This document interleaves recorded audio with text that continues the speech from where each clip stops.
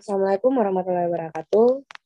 Pertama-tama, marilah kita panjatkan puji syukur atas kehadirat Allah Subhanahu wa Ta'ala. Kedua, salawat serta salam tak lupa terhancurkan kepada junjungan Nabi Muhammad SAW. Di sini saya selaku moderator Fitriyanti Jaya akan memimpin berjalannya presentasi hari ini dengan topik partisipasi politik. Saya akan memperkenalkan anggota saya yang bernama Teh Cahya Pramudia Ningsi Sumantri, sama Anissa Ahla, sama Anisha. Baik, di sini saya akan menyampaikan pembaca pertama kepada Mbak Anissa Ahla. Dipersilakan. Untuk yang se-screen dipersilakan juga. Baik, terima kasih untuk Mbak Fitri atas memberi kesempatan kepada saya. Partisipasi politik dan demokrasi di media sosial.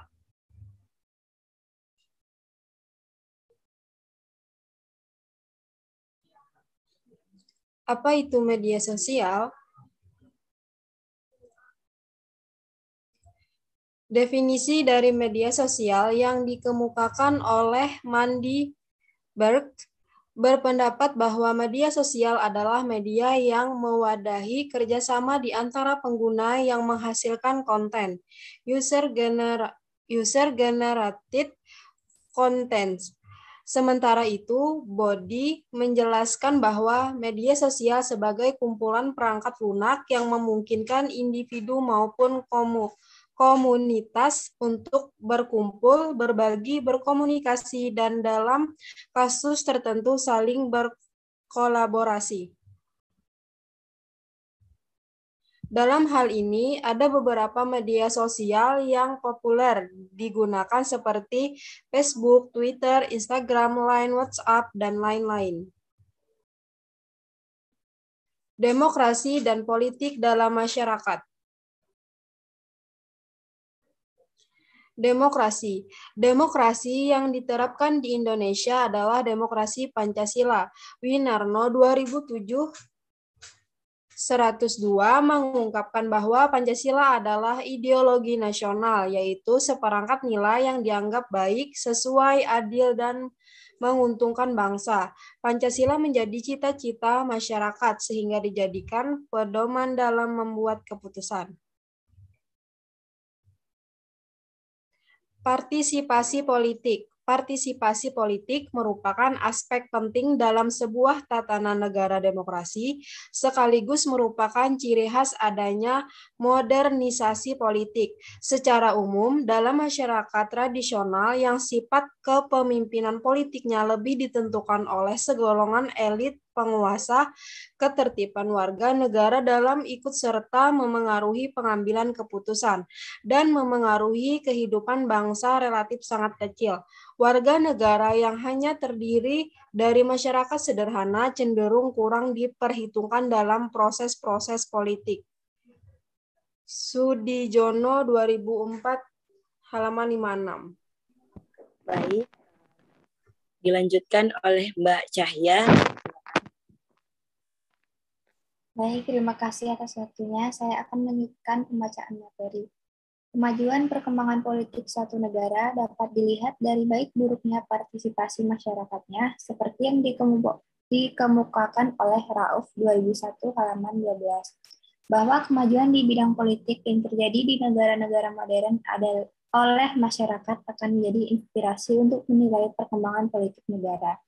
Setiap orang dapat mengetahui perkembangan demokrasi dan politik di negaranya melalui pandangannya terhadap partisipasi masyarakat di bidang politik dan pemerintahan di negaranya. Hoak dalam media sosial. Dalam era globalisasi ini, media sosial sangat diperlukan di setiap aktivitas manusia, tak terkecuali dalam lingkup dunia politik untuk kepentingan demokrasi.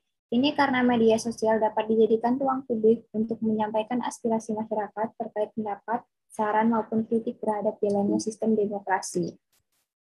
Penggunaan media sosial pastinya memberikan kontribusi baik secara positif maupun negatif terhadap pelaksanaan demokrasi. Dalam pembahasan ini, rata-rata dari responden berpendapat bahwa sesuai dengan pandangan dan penggunaan dari diri sendiri terhadap informasi yang diberikan. Dalam kontribusi negatif yang lekat pada saat ini adalah informasi hoax.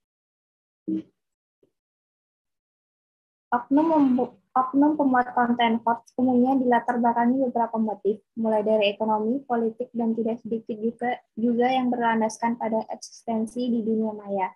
Bentuknya beragam mulai dari berita bohong, ujaran kebencian berdasarkan sara, provokasi, pemutarbalikan fakta, terorisme, dan konten-konten negatif lainnya. Ini banyak muncul hoax di sosial media, khususnya topik tentang politik. Penyebaran berita atau informasi hoax menurut Koordinator Masyarakat Anti Fitnah Indonesia atau MAFINDO Surabaya, Adven Sarbani, menjadi isu yang berbahaya dalam hidup berbangsa dan bermasyarakat. Kesimpulannya, oknum pembuat konten hoax umumnya dilatar belakangi beberapa motif mulai dari ekonomi, politik, dan tidak sedikit juga yang berlandaskan eksistensi di dunia maya. Bentuknya beragam, mulai dari berita bohong, ujaran kebencian berdasarkan cara, provokasi, pemutarbalikan fakta, terorisme, dan konten-konten negatif lainnya. Ini banyak muncul hoax di sosial media, khususnya topik tentang politik. Penyebaran berita atau informasi hoax menurut Koordinator Masyarakat Anti Fitnah Indonesia atau MAFINDO Surabaya, Adven Sarbani, menjadi isu yang berbahaya dalam hidup berbangsa dan bermasyarakat. Saran, di era globalisasi ini, peran media sosial dalam bermasyarakat diharapkan dapat memberikan dampak yang positif dalam masyarakat. Dan juga dengan media sosial, masyarakat mampu melaksanakan demokrasi yang baik dan sesuai dengan Undang-Undang Dasar 1945. Penyimpangan di media sosial pada zaman ini tentu dapat mempengaruhi jalannya demokrasi Indonesia. Maka dari itu, sebagai pengguna harus kritis dalam mencari informasi, tidak mudah percaya, dicari faktanya dulu, serta memberi teguran kepada orang yang menyebarkan berita hoax. Sekian dan terima kasih. Saya kembalikan kepada moderator Mbak Fitrianti Jaya. Ya, baik, sekian dari presentasi hari ini. Apabila ada yang kurang, mohon dimaafkan. Wabillahi taufik walhidayah. Wassalamualaikum warahmatullahi wabarakatuh.